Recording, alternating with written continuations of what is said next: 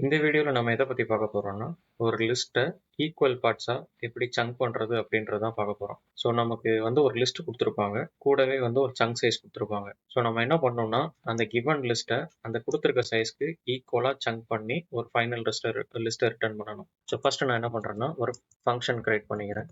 Chunk லிஸ்ட்ன்ற ஒரு function create பண்ணிக்கிறேன். அது ரெண்டு விஷயத்த பேராமீட்டர் அக்செப்ட் பண்ணும். ஒன்று மை லிஸ்ட், அதுதான் இன்புட் லிஸ்ட்.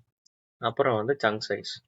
இந்த சைஸுக்கு தான் நம்ம அந்த கிவன் லிஸ்ட்டை ஸ்ப்ளிட் பண்ண போகிறோம். ஸோ இன்சைட் த ஃபங்க்ஷன் நான் என்ன பண்ண போகிறேன்னா ஃபஸ்ட்டு ஒரு எம்டி லிஸ்ட் கிரியேட் பண்ணிக்கிறேன், ஏன்னா நம்மளோட ஆன்சர் ஸ்டோர் பண்ணி வச்சுக்கிறதுக்காக.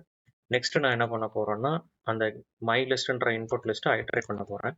ஸோ இங்கே ஐட்ரேட் பண்ணும்போது தான் நம்ம நிறைய ஆப்ரேஷன்ஸ் பண்ணுற மாதிரி வரும். ஸோ என்னன்றதுன்னா நமக்கு என்னென்னா யூஸ்வலாக தெரியும், ஒரு லிஸ்ட்டை நம்ம ஐட்ரேட் பண்ணும்போது ஒரு எலமெண்ட்டாக தான் நம்ம ஆக்சஸ் பண்ணுவோம். பட் இங்கே நமக்கு ஒரு எலமெண்ட்டாக நம்ம ஆக்சஸ் பண்ணணுன்ற அவசியம் இல்லை. ஏன்னா நம்ம ஒரு சைஸ் கொடுத்துருவாங்க, அந்த சைஸோட எலமெண்ட் தான் நம்ம ஸ்மால் சங்க்ஸாக பிரேக் பண்ணும். கரெக்டாக ஃபார் எக்ஸாம்பிள் இங்கே 3னா நான் ஃபஸ்ட்டு 3 எலமெண்ட்ஸையுமே எடுத்து அதை ஒரு லிஸ்ட்டாக கன்வெர்ட் பண்ணணும். ஸோ நான் இங்கே இண்டிவிஜுவலாக ஐட்ரேட் பண்ணணுன்ற அவசியம் இல்லை. இப்போ நான் 1 ஐட்ரேட் பண்ணி முடிச்சதுக்கப்புறம் 2க்கு போகணுன்ற எந்த அவசியமே இல்லை. ஸோ நான் என்ன பண்ணணும், அப்போது ஒரு ஐட்ரேஷன் முடிச்சுட்டு நெக்ஸ்ட் ஐட்ரேஷன் போகணுன்னா இங்கே 2லேருந்து ஸ்டார்ட் ஆகக்கூடாது, 4லேருந்து தான் ஸ்டார்ட் ஆகும். ஏன்னா அதுதான் இண்டெக்ஸ் பொசிஷன் 3.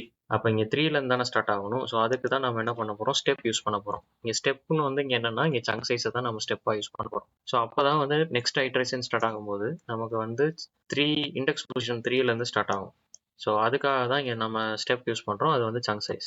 ஸோ நெக்ஸ்ட் நம்ம என்ன பண்ண போகிறோம், நமக்கு தெரிஞ்சிருச்சு இந்த ஐட்ரேஷனில் 3 எலமெண்ட்ஸை நம்ம எடுக்கணும் அப்படின்றதுனால, சங்க் சைஸ்ன்றதுனால.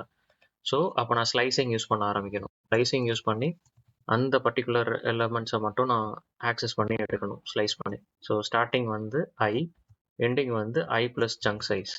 ஏன்னா 0லேருந்து எலமெண்ட் 2 வரைக்கும் நான் கண்டிப்பாக எடுக்கணும். அப்போ நான் எக்ஸ்க்ளூஷன்றதுனால நான் 3 வரைக்கும் போகணும். எடுத்துட்டு அதை நான் ஆன்சர் லிஸ்ட்டோட அப்பெண்ட் பண்ண போகிறேன். ஸோ இது நம்மளுக்கு ஆன்சர் லிஸ்ட்டில் ஒரு லிஸ்ட்டை அப்பெண்ட் பண்ணிடும். சங்க் பண்ணி ஐட்ரேஷன் முடிச்சதுக்கப்புறம் ஃபைனல் ரிசல்ட்டை ரிட்டர்ன் பண்ணிடலாம். ஸோ இப்போ டெஸ்ட் பண்ணி பார்த்துடலாம். ஸோ இங்கே நான் ரைட் பண்ணி வச்சுருக்கதை காப்பி பண்ணிக்கிறேன். ஓகே, நம்ம ப்ராப்பராக இங்கே லிஸ்ட்டை பிரேக் பண்ணி ஈக்குவல் பார்ட்ஸாக ரிட்டர்ன் பண்ணியாச்சு. இங்கே ஃபைனலாக 10 மட்டும் தான் வந்திருக்கேன்றதை நீங்கள் கேட்கலாம்.